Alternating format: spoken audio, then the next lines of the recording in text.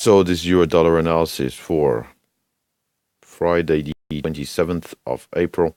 Now, let's just have a look at them prices and where prices may likely go. So, we've seen this continued sell-off here on the euro dollar. We came in towards the 21.78. Brief move up towards the 22 level, from which we have seen the breakdown from this 21.78. We broke through the 21.50. I did expect to see more of a reaction around that 21.50.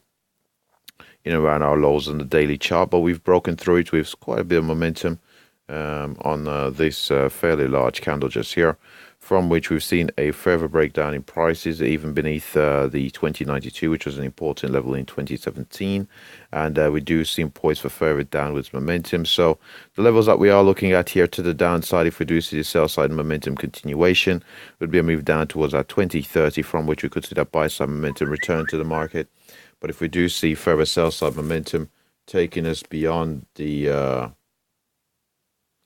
further sell side momentum taking us beyond the 2030, we're then looking for a move down towards that 1961.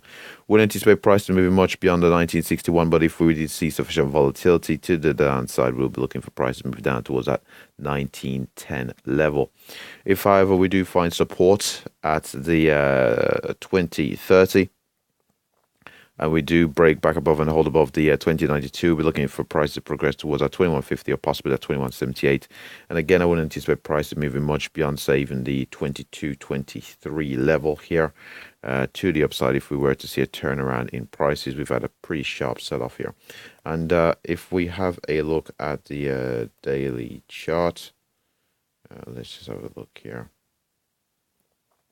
So if we have a look on the daily chart, we can see here we were in this trading range, lower end of the trading range being around at 2150, and as we can see, the momentum has taken us through the lower end of the trading range here on the euro dollar. So we do seem poised for deeper retracement now. I was expecting the break to the upside, but instead we've seen the break of the range to the downside.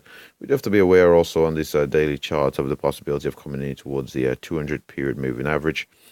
The 200 period moving average currently sits in around that 120 level, so there is a possibility of it being the round number and having the 200 period moving average there, of possibly seeing a bounce in prices. And with that said, that wraps up the euro dollar analysis. Thanks for watching.